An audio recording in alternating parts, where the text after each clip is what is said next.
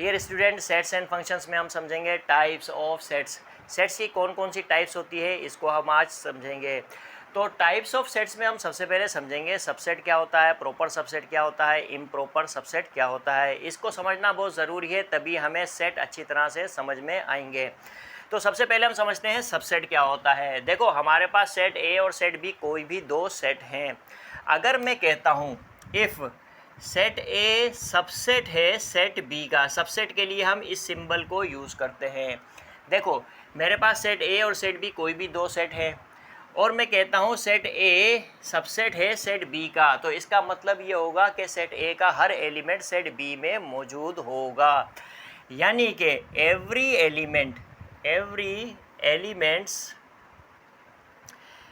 Elements of set A is also an element of set B।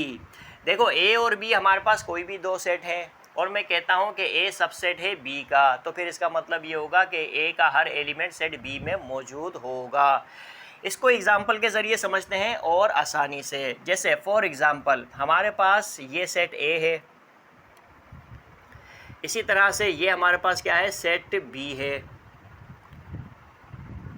अब देखो, हम clearly देख सकते हैं कि सेट ए का हर एलिमेंट सेट बी में मौजूद है, लिहाजा ए जो है वो सबसेट है सेट बी का। इसी तरह से और एग्जांपल के ज़रिए हम समझते हैं, ये हमारे पास सेट ए है, इसी तरह से ये हमारे पास क्या है, सेट बी है, इसी तरह से ये हमारे पास क्या है, सेट सी है, इसी तरह से ये हमारे पास क्या है, सेट डी है।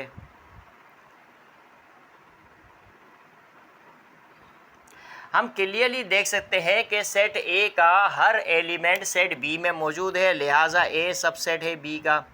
इसी तरह से ए का हर एलिमेंट सेट सी में मौजूद है, तो ए सबसेट है सी का। इसी तरह से ए का हर एलिमेंट सेट डी में मौजूद है, लिहाजा ए जो है कि वो सबसेट है किसका, डी का। तो उम्मीद है कि आपको सबसेट समझ में आया होगा।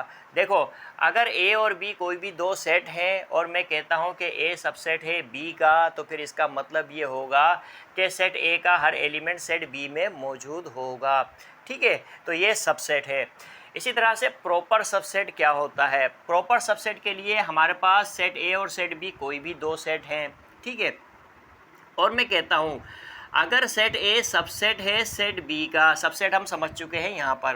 देखो, ए और बी कोई भी दो सेट है और मैं कहता हूँ ए सबसेट है बी का, लेकिन बी ए का सबसेट नहीं है। ठीक है, ए और बी कोई भी दो सेट है, अगर मैं कहता हूँ ए सबसेट है बी का लेकिन बी ए का सबसेट नहीं है, तो ऐसी सूरत में हम कहेंगे कि ए जो है वो प्रॉपर सबसेट होगा किसका, बी का। प्रॉपर सबसेट के लिए हम इस साइन को यूज़ करेंगे। ठीक है, तो देखो, ए और बी हमारे पास कोई भी दो सेट हैं और मैं कहता हूँ कि ए सबसेट है बी का लेकिन बी ए का सबसेट नहीं है, तो ऐसी सूरत में ए प्रॉपर सबसेट होगा बी का। इसको एग्जांपल के ज़रिए हम समझते हैं ताकि आसानी से समझ में आ जाए।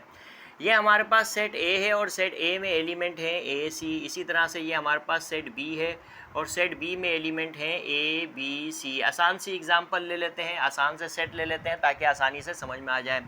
अब देखो, ए का हर एलिमेंट सेट बी में मौजूद है, लिहाजा सेट ए सबसेट है सेट बी का। लेकिन क्या सेट बी का हर एलिमेंट सेट ए में मौजूद है, तो हम कहेंगे नहीं, सेट बी का हर एलिमेंट सेट ए में मौजूद नहीं है, लिहाजा बी जो है वो ए का सबसेट नहीं है। तो ऐसी कंडीशन जब बन जाए तो हम कहेंगे कि ए प्रॉपर सबसेट होगा किसका, सेट बी का। ठीक है, अब यहाँ पर नोट करने वाली बात है, जब कभी भी ए प्रॉपर सबसेट होगा बी का, तो फिर इसका मतलब ये होगा कि number of element in set A, set ए में जो एलिमेंट्स की तादाद होगी वो सेट बी के एलिमेंट्स की तादाद से कम होगी अगर ए प्रॉपर सबसेट होगा बी का। यानी number of element in set ए, यानी सेट ए में जो एलिमेंट्स की तादाद होगी वो लेस देन होगी number of element in set B, यानी सेट बी में एलिमेंट्स की तादाद से। तो उम्मीद है कि ये बात आपको समझ में आई होगी।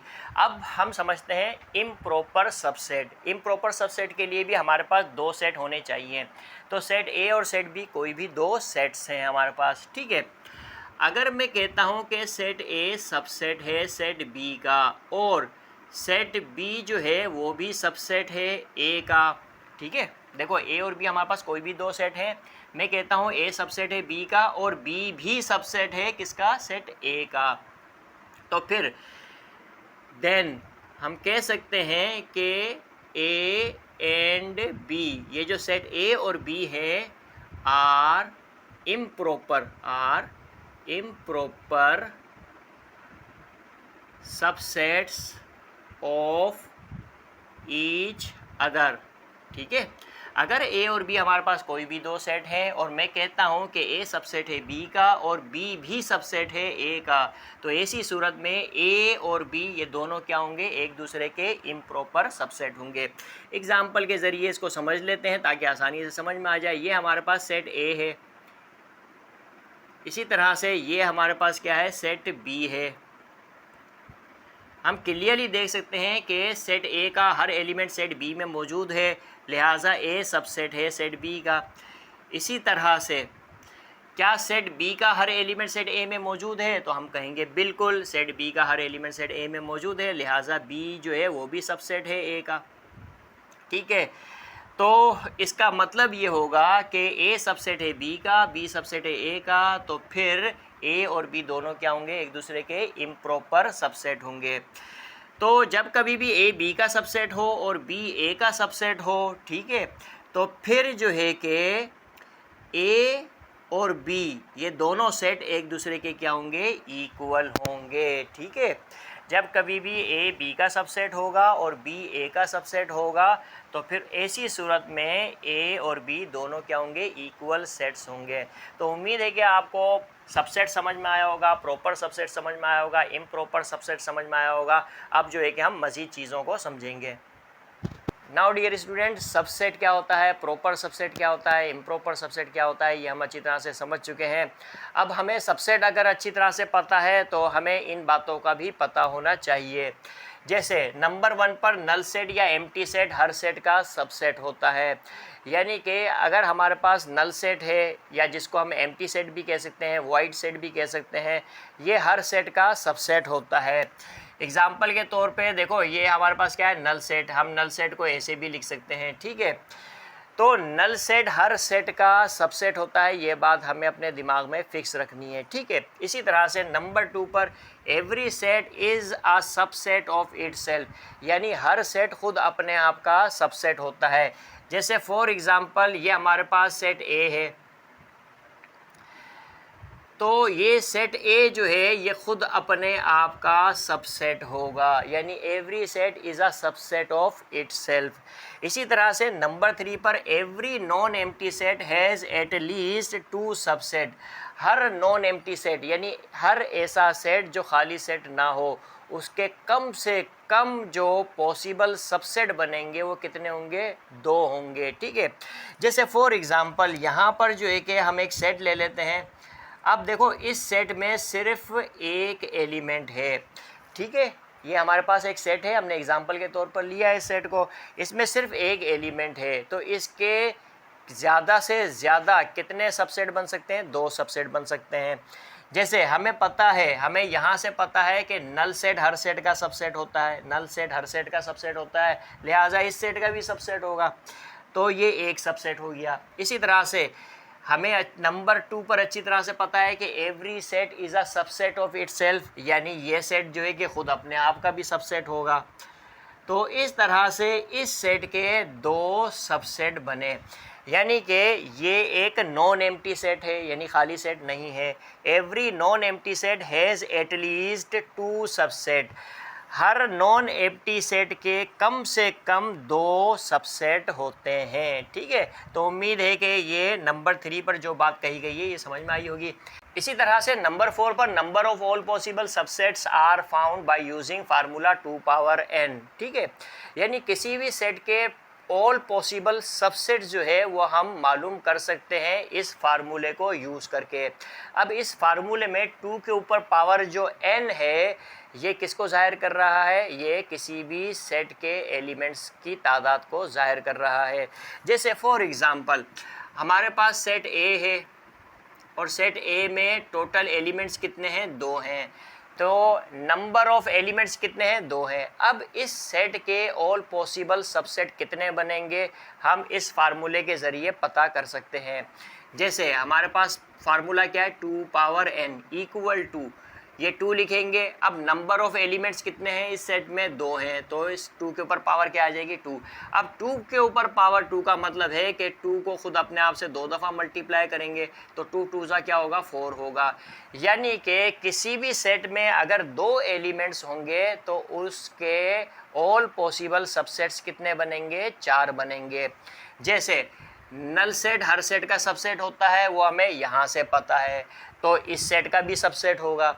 इसी तरह से ये जो हमारे पास सेट है ये भी इस सेट ए का सबसेट है, ये भी सेट ए का सबसेट है। इसी तरह से सेट ए जो है वो खुद अपने आप का सबसेट है, तो इससे ज़्यादा सबसेट नहीं बन सकते इस सेट के। सिर्फ़ और सिर्फ कितने बनेंगे, 4 पॉसिबल सबसेट बनेंगे। इसी तरह से अगर हमारे पास सेट बी है और सेट बी में हमारे पास कितने एलिमेंट हैं, 3 एलिमेंट हैं, तो 2 पावर n यानी कि 2 के ऊपर पावर क्या आएगा, 3 आएगा। यानी कि नंबर ऑफ एलिमेंट्स कितने हैं, 3 हैं। लिहाजा 2 इंटू 2 इंटू 2 यानी 2 को खुद अपने आप से 3 दफ़ा मल्टीप्लाई करेंगे तो रिज़ल्ट क्या आएगा, 8 आएगा। तो ऐसा सेट जिसमें 3 एलिमेंट्स हों उसके ऑल पॉसिबल सबसेट्स कितने बनेंगे, 8 बनेंगे। ठीक है, 8 से ज़्यादा नहीं बनेंगे, ये याद रखना है आपने। ठीक है, यहाँ पर अगर किसी भी सेट में 2 एलिमेंट्स हैं तो 4 सबसेट बनेंगे, 4 से ज़्यादा नहीं बनेंगे। अब देखो नल सेट हर सेट का सबसेट होता है, लिहाजा इस सेट का भी सबसेट होगा। इसी तरह से जो है कि ये सेट भी सबसेट है सेट बी का, ये सेट भी सबसेट है सेट बी का। इसी तरह से ये सेट भी सबसेट है सेट बी का। इसी तरह से ये जो सेट है हमारे पास ये भी सबसेट है सेट बी का। इसी तरह से ये भी सबसेट है सेट बी का और ये भी सबसेट है किसका, सेट बी का। और सेट बी खुद अपने आप का भी सबसेट होता है। तो हम क्लियरली देख सकते हैं कि total number of possible subset इस सेट के हमारे पास कितने हैं, 8 हैं। 1 2 3 4 5 6 7 और 8। ठीक है, तो उम्मीद है कि आपको ये सारी बातें समझ में आई होंगी। Dear student, types of sets में हम समझेंगे इक्वल सेट्स किस तरह के सेट्स होते हैं और इक्विवेलेंट सेट किस तरह के सेट्स होते हैं। तो सबसे पहले हम समझेंगे इक्वल सेट्स किस तरह के सेट्स होते हैं। देखो हमारे पास 2 सेट हैं, सेट ए और सेट बी, और मैं कहता हूं कि ये दोनों सेट क्या हैं, इक्वल सेट हैं। अब सेट ए और सेट बी इक्वल होंगे सिर्फ और सिर्फ उस सूरत में जब नंबर 1 पर number of element in set A equal होगा number of element in set B, यानी सेट ए और सेट बी में एलिमेंट्स की तादाद बराबर होगी। और नंबर 2 दोनों सेट्स में एलिमेंट्स जो हैं वो क्या होंगे, सेम होंगे। Elements in both sets are same. ठीक है, तो देखो हमारे पास 2 सेट हैं, ए और बी 2 सेट हैं। मैं कहता हूँ ये दोनों सेट इक्वल होंगे। तो ये 2 सेट उस वक्त इक्वल होंगे जब इन दोनों सेट्स में एलिमेंट्स की तादाद भी बराबर होगी और एलिमेंट्स भी सेम होंगे। जैसे फॉर एग्ज़ाम्पल हमारे पास सेट ए है, ये हमारे पास सेट ए है। ठीक है, इसी तरह से ये हमारे पास क्या है, सेट बी है। हम क्लियरली देख सकते हैं कि सेट ए और सेट बी दोनों में एलिमेंट्स की तादाद बराबर है और दोनों सेट्स में एलिमेंट्स भी सेम हैं। लिहाजा हम कह सकते हैं कि सेट ए और सेट बी ये दोनों एक दूसरे के क्या होंगे, इक्वल सेट होंगे। ठीक है, तो उम्मीद है कि आपको इक्वल सेट समझ में आए होंगे। तो दो सेट उस वक्त इक्वल होते हैं जब वो दोनों सेट इन दोनों शर्तों को पूरा करें, यानी कि दोनों सेट्स में एलिमेंट्स की तादाद भी बराबर होनी चाहिए और दोनों सेट्स में एलिमेंट्स भी सेम होने चाहिए। तब हम कहेंगे कि वो दोनों सेट्स क्या होंगे, इक्वल सेट्स होंगे। इसी तरह से हमारे पास दो सेट हैं, सेट ए और सेट बी। अब मैं कहता हूँ कि ये दोनों सेट एक दूसरे के क्या है, इक्विवेलेंट सेट हैं। तो इसके लिए सिर्फ एक ही शर्त है, दोनों सेट में एलिमेंट्स की तादाद बराबर होनी चाहिए, बस ये शर्त है। यानी कि number of element in set A equal होना चाहिए number of element in set B. तो हमारे पास सेट ए और सेट बी कोई भी दो सेट हैं, मैं कहता हूँ ये दोनों सेट इक्विवेलेंट है, तो इन दोनों सेट की तादाद बराबर होनी चाहिए, तभी हम कह सकते हैं कि ये दोनों सेट क्या हैं, इक्विवेलेंट हैं। जैसे फॉर एग्जांपल हमारे पास सेट ए है, ठीक है, और हमारे पास ये जो सेट ए है वो है ए बी सी। इसी तरह से हमारे पास सेट बी है और सेट बी में हमारे पास है ए ई आई, ठीक है। हम क्लियरली देख सकते हैं कि सेट ए और सेट बी दोनों में एलिमेंट्स की तादाद बराबर है। बस इसी एक शर्त को अगर ये दोनों सेट पूरा करते हैं तो हम कहेंगे कि ये दोनों क्या है, इक्विवेलेंट हैं। अब एलिमेंट्स चाहे कुछ भी हों, सेम हो या सेम ना भी हों, बस तादाद बराबर होनी चाहिए, तो हम कहेंगे कि वो दोनों सेट क्या है, इक्विवेलेंट है। इक्वल सेट के लिए सेट के एलिमेंट्स भी सेम होने चाहिए और एलिमेंट्स की तादाद भी बराबर होनी चाहिए, जबकि इक्विवेलेंट सेट के लिए सिर्फ तादाद बराबर होनी चाहिए दोनों सेट्स के एलिमेंट्स की, ठीक है, और एलिमेंट्स चाहे कुछ भी हों। तो उम्मीद है कि आपको इक्वल सेट और इक्विवेलेंट सेट समझ में आया होगा। यहाँ पर याद रखने वाली बात यह है कि हर इक्वल सेट इक्विवेलेंट होता है, लेकिन हर इक्विवेलेंट सेट इक्वल नहीं होता। देखो, इक्वल सेट के लिए तादाद बराबर होनी चाहिए और एलिमेंट्स भी सेम होने चाहिए। तो पहली शर्त क्या है, तादाद बराबर होनी चाहिए, यही शर्त यहाँ पर भी है, तादाद बराबर होनी चाहिए। तो हर इक्वल सेट, देखो इन दोनों सेट में तादाद बराबर है, तो ये दो सेट इक्वल हैं, तो क्या ये दो सेट इक्विवेलेंट भी है, हम कहेंगे कि इक्विवेलेंट भी है। क्यों इक्विवेलेंट है, क्योंकि दोनों की तादाद भी बराबर है, लिहाजा हर इक्वल सेट इक्विवेलेंट होता है, लेकिन हर इक्विवेलेंट सेट इक्वल नहीं होता। जैसे फॉर एग्जांपल इन दोनों सेट में तादाद बराबर है, ठीक है, लेकिन एलिमेंट सेम नहीं है, यानी कि दूसरी शर्त पूरी नहीं कर रहा ये इक्विवेलेंट सेट्स, ठीक है, लिहाजा ये जो इक्विवेलेंट सेट्स हैं ये इक्वल सेट्स नहीं होंगे। तो उम्मीद है कि आपको इक्विवेलेंट सेट और इक्वल सेट समझ में आए होंगे। Now dear student, types of sets में हमें समझना है पावर सेट। तो हम पावर सेट की पहले डेफिनेशन देख लेते हैं, फिर हम पावर सेट को एग्जांपल के ज़रिए समझेंगे। देखो, पावर सेट क्या होता है, set of all possible subset, all possible subsets of a given set is called power set of that given set, ठीक है। यानी जो भी सेट हमें दिया गया हो उस सेट के ऑल पॉसिबल सबसेट का जो सेट होगा उसको हम क्या कहेंगे, पावर सेट कहेंगे उस सेट का, ठीक है। इसको हम एग्जांपल के ज़रिए समझते हैं। देखो, जैसे ये हमारे पास सेट ए है, ठीक है, ये क्या है, हमारे पास सेट ए है। अब सेट ए में एलिमेंट्स की तादाद कितनी है, 2 है। अब हमें अच्छी तरह से पता है कि इस सेट के जो पॉसिबल सबसेट्स होंगे वो हम किस तरह से मालूम कर सकते हैं, हम इस फार्मूले के ज़रिए मालूम कर सकते हैं, ठीक है, ये हमें अच्छी तरह से पता है। अब देखो यहाँ पर n क्या है, नंबर ऑफ़ एलिमेंट्स, तो टोटल नंबर ऑफ़ एलिमेंट्स कितने हैं, 2 हैं, तो 2 के ऊपर पावर क्या आएगी, 2 आएगी, ठीक है। अब 2 के ऊपर पावर 2 का मतलब है 2 को खुद अपने आप से 2 दफ़ा मल्टीप्लाई करना, तो 2 2 सा क्या होगा, 4 होगा, ठीक है।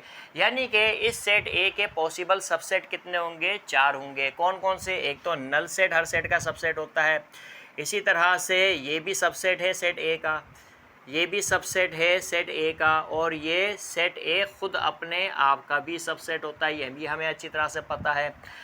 तो ये चारों क्या है, पॉसिबल सबसेट है इस सेट ए के। अब इन पॉसिबल सबसेट का जो सेट होगा उसे हम क्या कहेंगे, पावर सेट कहेंगे इस सेट ए का। और किस तरह से डिनोट किया जाएगा, पावर सेट ऑफ ए। ठीक है, इस तरह से डिनोट करेंगे। तो उम्मीद है कि ये आपको पावर सेट समझ में आया होगा। इसी तरह से अगर हमारे पास सेट बी है और सेट बी में एलिमेंट्स की तादाद हमारे पास कितनी है, 3 है, तो टोटल नंबर ऑफ सबसेट्स कितने बनेंगे सेट बी के, तो हम 2n के फार्मूले के ज़रिए मालूम कर सकते हैं। यानी कि टोटल एलिमेंट्स कितने हैं, 3 हैं, तो n की जगह हम यहाँ पर 3 लिखेंगे, यानी 2 पावर 3। अब 2 पावर 3 का मतलब है 2 को अपने आप से 3 दफ़ा मल्टीप्लाई करना, 2 2 ज़ा 4, 4 2 ज़ा 8। यानी total number of possible subset इस सेट बी के कितने बनेंगे, 8 बनेंगे। एक तो नल सेट हर सेट का सबसेट होता है, ठीक है, हमें अच्छी तरह से पता है नल सेट हर सेट का सबसेट होता है, लिहाजा इस सेट बी का भी सबसेट होगा। इसी तरह से ये भी सबसेट है सेट बी का, ये भी सबसेट है सेट बी का, ये भी सबसेट है सेट बी का। इसी तरह से ये जो सेट है ये भी सबसेट है सेट बी का। इसी तरह से ये भी सबसेट है सेट बी का, और ये भी सबसेट है सेट बी का। इसी तरह से सेट बी खुद अपने आप का भी सबसेट है, ठीक है। अब ये सारे पॉसिबल सबसेट हैं इस सेट बी के। अब इन सारे पॉसिबल सबसेट का जो सेट होगा उसे हम क्या कहेंगे, पावर सेट कहेंगे इस सेट बी का। और किस तरह से डिनोट करेंगे, power set of set B, इस तरह से, ठीक है। इसको इस तरह से मैं लिख देता हूँ, power set of set B, ठीक है। तो उम्मीद है कि आपको पावर सेट समझ में आया होगा। पावर सेट क्या होता है, set of all possible subset of a given set. अब यहाँ पर गिवन सेट क्या है, सेट बी है। तो उम्मीद है आपको पावर सेट समझ में आया होगा। Dear student, types of sets में हम समझेंगे disjoint sets, overlapping sets, exhaustive sets and cells. तो सबसे पहले हम समझेंगे डिसजॉइंट सेट्स किस तरह के सेट्स होते हैं। देखो, अगर हमारे पास कोई भी दो नॉन एम्प्टी सेट्स हैं, जैसे फॉर एग्जांपल सेट ए और सेट बी दो नॉन एम्प्टी सेट्स हैं, यानी खाली सेट नहीं है।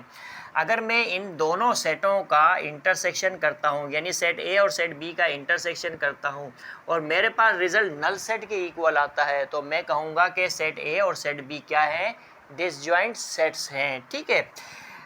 जैसे फॉर एग्जांपल यहाँ पर हमारे पास ये सेट ए है 1 3 5, सेट ए के एलिमेंट है 1 3 5 और सेट बी के एलिमेंट हैं 2 4।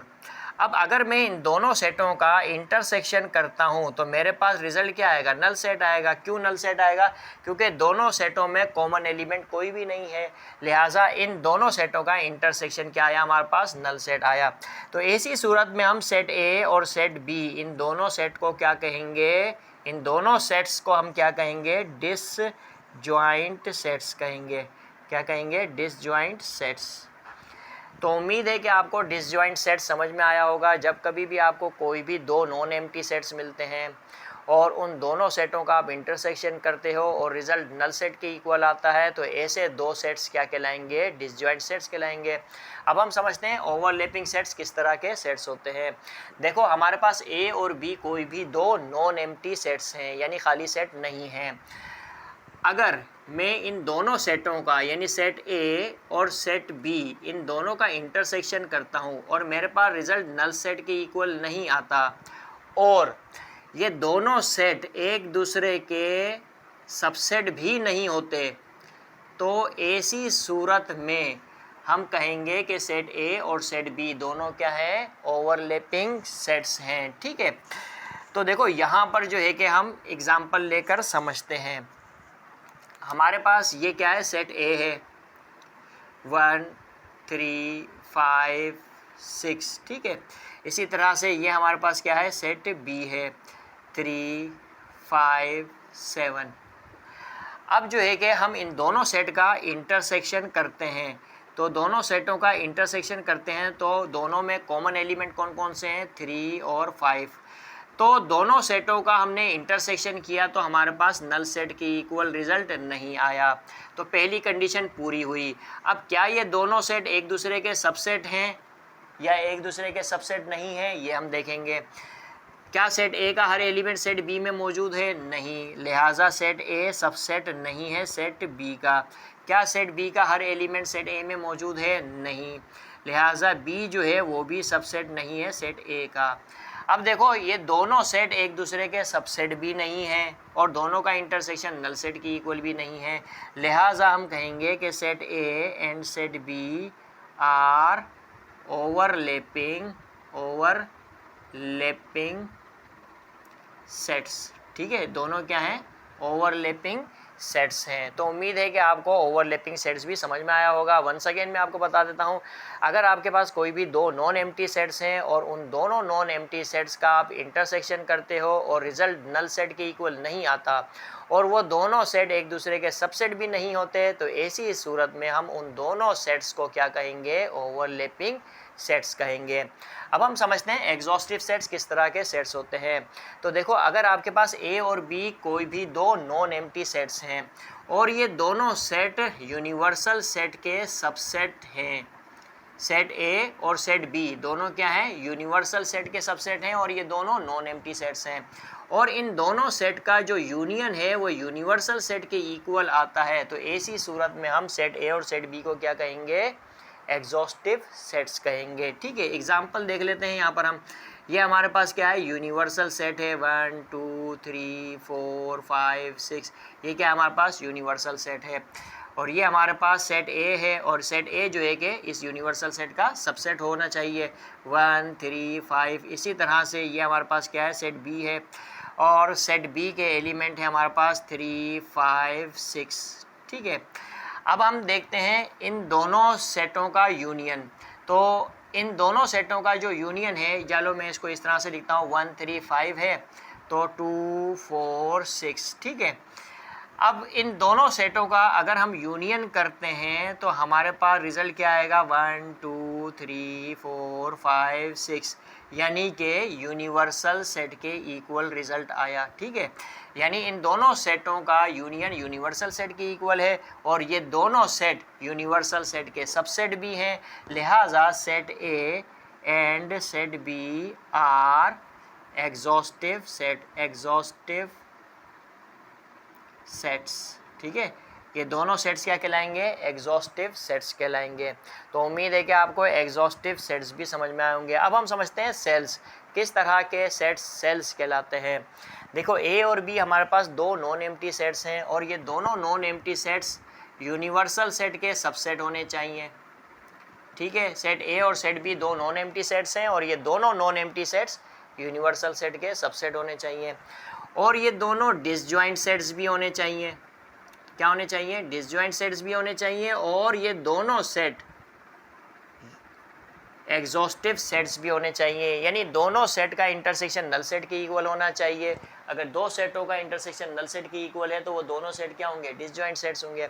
और दोनों सेटों का यूनियन जो है कि यूनिवर्सल सेट के इक्वल है तो वो दोनों सेट क्या कहलाएंगे? एग्जॉस्टिव सेट्स कहलाएंगे। और ये दोनों सेट जो है कि वो यूनिवर्सल सेट के सबसेट भी हैं, तो ऐसी सूरत में हम सेट ए और सेट बी को क्या कहेंगे? सेल्स कहेंगे। यहाँ पर हम एग्जांपल ले लेते हैं। अगर हमारे पास यूनिवर्सल सेट है 1 2 3 4, ये हमारे पास यूनिवर्सल सेट के एलिमेंट्स हैं। इसी तरह से सेट ए है हमारे पास, क्या है हमारे पास? सेट ए 1 3 4। इसी तरह से सेट बी है हमारे पास, सेट बी के एलिमेंट है 2। ठीक है, अब अगर हम इन दोनों सेट का इंटरसेक्शन करते हैं तो हमारे पास रिजल्ट क्या आएगा? नल सेट आएगा। दोनों में कॉमन कोई भी एलिमेंट नहीं है तो दोनों का इंटरसेक्शन नल सेट के इक्वल है। और इन दोनों सेट का अगर हम यूनियन करते हैं तो हमारे पास रिजल्ट क्या आएगा? यूनिवर्सल सेट आएगा। दोनों सेट का आप यूनियन कर लो तो रिजल्ट क्या आएगा? यूनिवर्सल सेट आएगा। लिहाजा set A and set B are cells. तो सेट ए और सेट बी क्या कहलाएंगे? सेल्स कहलाएंगे। उम्मीद है कि आपको disjoint sets, overlapping set, exhaustive sets and cells समझ में आए होंगे।